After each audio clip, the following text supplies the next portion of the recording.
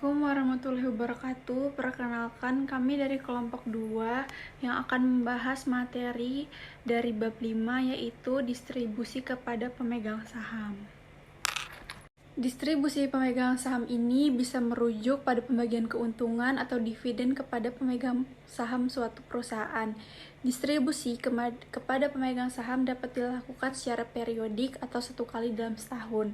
Distribusi kepada pemegang saham dapat menjadi salah satu faktor yang mempengaruhi harga saham di pasar. Jika perusahaan memberikan dividen yang tinggi dan stabil, ini dapat meningkatkan minat investor untuk membeli saham perusahaan tersebut. Selanjutnya adalah dividen. Dividen ini adalah pembagian keuntungan kepada pemegang saham yang sebanding dengan jumlah lembar saham yang dimiliki. Dividen yang dibayarkan kepada para pemegang saham tergantung kepada kebijakan masing-masing perusahaan, sehingga memerlukan pertimbangan yang lebih serius dari manajemen perusahaan tersebut. Kebijakan dividen memegang peranan penting dalam menentukan nilai perusahaan. Selanjutnya ada jenis-jenis dividen. Yang pertama ada cash dividen atau dividen tunai. Walaupun dividen dapat dibayarkan dalam bentuk aktiva lainnya, namun jenis dividen cash inilah yang paling menyebabkan berkurangnya saldo laba dan kas. Yang kedua ada stock dividen atau dividen saham. Distribusi ini berbentuk saham biasa atau common stock dan diterbitkan untuk pemegang saham biasa. Ada beberapa alasan mengapa perusahaan harus membayar dividen menggunakan saham perusahaan, yaitu antara lain perusahaan ini sedang mengalami kesulitan modal kerja atau adanya pembatasan dari para kreditor dan lain-lain. Yang ketiga ada scrip dividen. Apabila perusahaan mengumumkan dividen dengan menerbitkan surat hutang, biasanya wesel dan pelunasannya dilakukan di kemudian hari, maka dividen semacam ini disebut dengan scrip dividen. Yang keempat ada properti dividen. Distribusi kepada pemegang saham dalam bentuk aktiva selain kas disebut dengan istilah dividen kekayaan. Distribusi ini biasanya menggunakan sekuritas perusahaan lain yang dimiliki oleh perusahaan. Yang kelima ada liquidating dividend. Dividen likuidasi merupakan dividen yang dibagikan kepada pemegang saham yang sebagian merupakan pemulangan atas investasi, sedangkan pada dividen tunai merupakan pengembalian atas investasi. Yang keempat ada properti dividen. Distribusi kepada pemegang saham dalam bentuk aktiva selain kas disebut dengan istilah dividen kekayaan. Distribusi ini biasanya menggunakan sekuritas perusahaan lain yang dimiliki oleh perusahaan. Yang kelima ada liquidating dividend. Dividen likuidasi merupakan dividen yang dibagikan kepada pemegang saham yang sebagian merupakan pemulangan atas investasi, sedangkan pada dividen tunai merupakan pengembalian atas investasi. C. Dividen tetap yang rendah ditambah dividen ekstra. Dengan cara ini, perusahaan dapat menghilangkan ketidakpastian bagi investor mengenai pendapatan yang akan diterimanya. Untuk perusahaan yang mendapatkan berfluktuasi, maka jenis ini merupakan pilihan terbaik. Faktor-faktor yang mempengaruhi kebijakan dividen. A. Kebutuhan dana perusahaan, aliran kas perusahaan yang diharapkan, pengeluaran modal di masa datang yang diharapkan, kebutuhan tambahan piutang dan persediaan, pola pengeluaran utang, dan masih banyak faktor lain yang mempengaruhi posisi kas perusahaan yang harus dipertimbangkan dalam analisis kebijakan dividen. B. Likuiditas. Likuiditas merupakan perusahaan pertimbangan utama dalam banyak kebijakan dividen. Karena dividen bagi perusahaan merupakan kas keluar, maka semakin besar posisi kas dan likuiditas perusahaan secara keseluruhan akan semakin besar kemampuan perusahaan untuk membayar dividen. C. Kemampuan meminjam. Kemampuan meminjam dalam jangka pendek tersebut akan meningkatkan fleksibilitas likuiditas perusahaan. Selain itu, fleksibilitas perusahaan juga dipengaruhi oleh kemampuan perusahaan untuk bergerak di pasar modal dengan pengeluaran obligasi. Dan pemegang saham. Jika perusahaan itu kepemilikan sahamnya relatif tertutup, manajemen biasanya mengetahui dividen yang diharapkan pemegang saham dan bertindak dengan tepat. Jika hampir semua pemegang saham berada dalam golongan high-tax dan lebih suka menerima capital gain, maka perusahaan dapat mempertahankan dividen payout ratio atau rasio pembayaran dividen yang rendah. Stabilitas dividen. Bagi para investor, faktor stabilitas dividen akan lebih menarik daripada dividen payout ratio atau rasio pembayaran dividen yang tinggi. Stabilitas di sini dalam arti tetap mempertahankan tingkat pertumbuhan perusahaan yang ditunjukkan oleh koefisien arah yang positif. Permasalahan kebijakan dividen lainnya. Adapun beberapa permasalahan kebijakan dividen lainnya yaitu A. Hipotesis muatan sinyal. Teori bahwa investor menilai perubahan dividen sebagai sinyal ramalan laba oleh manajemen. Pengertian dari sinyal sendiri adalah suatu tindakan yang diambil oleh manajemen suatu perusahaan yang memberikan petunjuk kepada investor tersebut bagaimana manajemen melihat prospek perusahaan. B. Dampak klien. Kecenderungan suatu perusahaan untuk menarik sekumpulan investor yang menyukai dividennya. Pengertian dari klien sendiri adalah kelompok pemegang saham yang berlainan menyukai kebijakan pembayaran dividen yang berbeda-beda. Baik, berikutnya adalah dividend payout ratio atau cash dividend ialah bagian laba yang dibagikan kepada pemegang saham. Sedangkan persentase dari laba yang akan dibagikan sebagai cash dividend disebut sebagai dividend payout ratio. Semakin tinggi dividen payout rasio ini, semakin kecil porsi dana yang tersedia untuk ditambahkan kembali ke perusahaan sebagai laba ditahan. Sedangkan menurut Sujaja dan Aigeberlian, dividen payout ratio ini mencerminkan kemampuan perusahaan dalam memenuhi seluruh kewajibannya. Meningkatkan hutang akan mempengaruhi besarnya laba bersih yang tersedia bagi para pemegang saham karena kewajiban tersebut telah diprioritaskan daripada pembagian dividen.